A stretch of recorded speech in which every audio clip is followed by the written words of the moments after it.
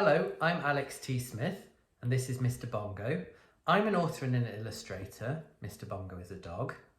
And today, the gang from the Alligator's Mouth bookshop have asked me to do a reading from one of my books.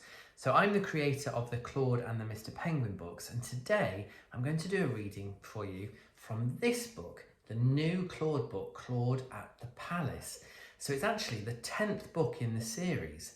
And in this book, as you may have guessed by the title, Claude ends up at the palace. But before I start my reading, I thought I'd bring you a bit up to speed in case you don't know who Claude is. So Claude is a small, plump dog, a bit like Mr. Bongo, and his best friend is Sir Bobblysock, who's a sock and who's quite bobbly. And every day they have an adventure. They wait for Mr. and Mrs. Shiny Shoes, Claude's owners, to go out to work, and once they've gone, Claude and Sir Bobblysock sneak off and go somewhere and have an adventure. So they've been on all sorts of adventures. They've met pirates, they've been skiing, they've met Father Christmas, they've been to the farm, they've been to all sorts of different things, been actors, been in a film. But in this book, they end up at the palace and on a very special day. So it's the Queen's special birthday garden party, but it's raining. And Claude and Sir Bobblysock have gone out to find themselves some cake, and it's then that they find themselves outside the palace and they hear someone shouting from inside. So that's where I'm going to pick up the story. So you go and get yourself comfortable, maybe get yourself a biscuit and a drink, and we'll start. Bye. Then came a loud cry from within the building. Oh dear, shouted someone in their loudest outdoor voice. And before Sir Bobblysock could say, "Oh, Claude, I don't think we should be doing this because this building is actually the palace," Claude had hoofed it across the drive, up the steps, and through the golden front door with the big sparkly knocker. Sir Bobblysock followed him. Inside, smartly dressed people were dashing about in a right palaver. Fancy chairs, blousy flowers, and swags of tablecloths sailed past them. Mr. Lovelybuns wobbled by with his hostess trolley, pushing the biggest cake Claude had ever seen. "What on earth is going on?" asked Claude. Well, it just so happened that he'd found himself right next to the person who could tell him. It was the same person who had said "oh dear" 3 times earlier. She was wearing a sparkly little crown and was holding a clipboard. Sir Bobblysock and Claude knew that the clipboard meant that she was very much in charge. Claude smoothed down his cagoule and got ready to listen very carefully. "Oh, I am having a day of it," she said.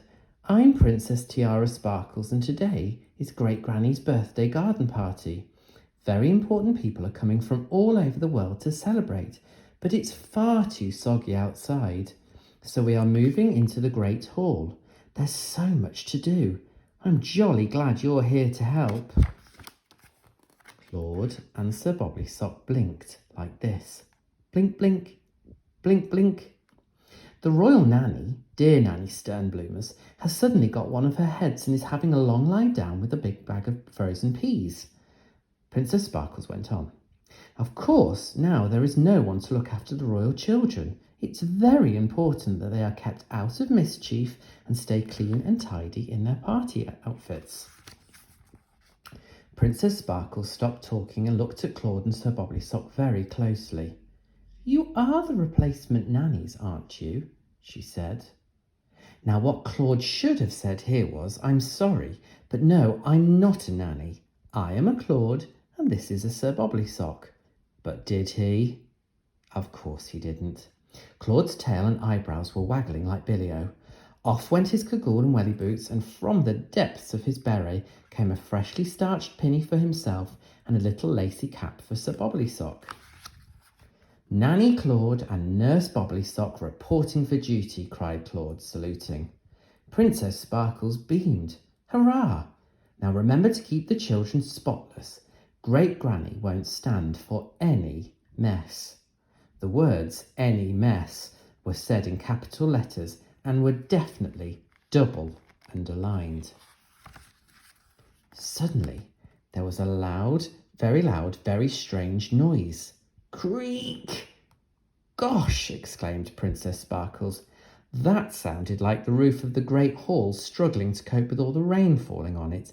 It sounds as if it could collapse at any moment. Of course, that wouldn't happen today, though, would it? They all laughed heartily at such a silly idea. Then Princess Sparkles clattered off in her court shoes to be busy elsewhere. The two nannies marched off in the direction of the royal playroom. "Oh, Claude," hissed Sir Bobbly Sock, "do you think this is a good idea? We've never been nannies before."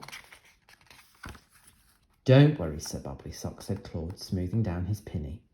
"We'll look after the children, then we can go to the party and have some of Mr. Lovelybuns' lovely cakes for our 11s. It'll be easy peasy.